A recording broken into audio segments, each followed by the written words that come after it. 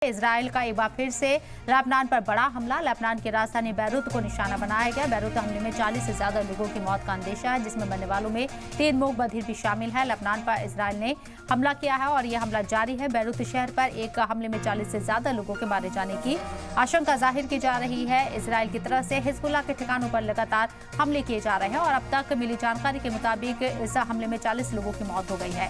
Israeli सेना ने पहले शहर के कई हिस्सों को खाली करने का इंतबा दिया और आदेश दिया। इजराइल के मुताबिक इजराइल की फिजाइया ने जनूबी और मशरकी लेबनान के मुख्तलिफ हिस्सों पर कई हवाई हमले किए हैं। एक बार फिर से इजराइल के जरिए लेबनान की राजधानी बैरूत में यह अटैक किया गया है, जिसमें मूक बधिर लोगों के भी मारे जाने की खबर सामने आई है।